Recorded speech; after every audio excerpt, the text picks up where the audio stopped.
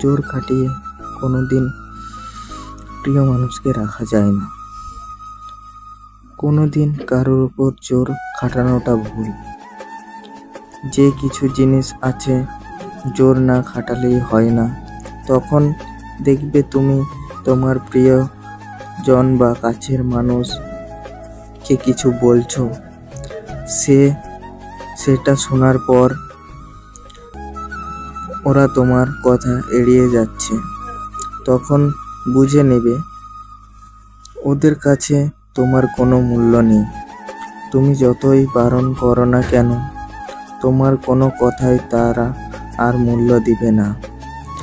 আর তুমি তোমার প্রিয় মানুষকে একবার বা দুইবার বারণ করার পর শুনছে, তাহলে ভেবে নেবে তোমার প্রিয় মানুষটা তোমাকে হারাতে চায় না।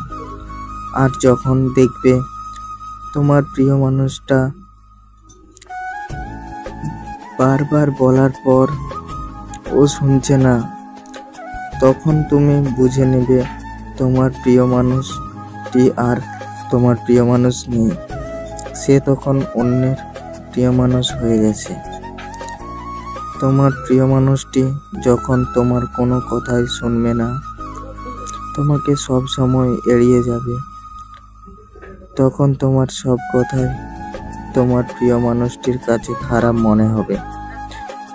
তুমি ভালোর জন্য সবই বারণ করবে, সে তোমার কোনো কথাই শুনবে না। তাই প্রিয় মানুষ হোক বা বন্ধুত্ব, কোনো জিনিস কাউকে জোর খাটিয়ে বলতে নেই।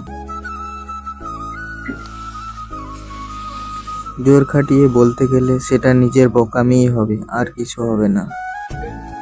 তো আজকের আমি এখানেই শেষ করলাম। এর পরবর্তীতে নিয়ে আসবো তোমাদের জন্য আরও একটি নতুন বিচ্ছেদের কিছু গল্প। ভালো থাকবেন, সুস্থ থাকবেন।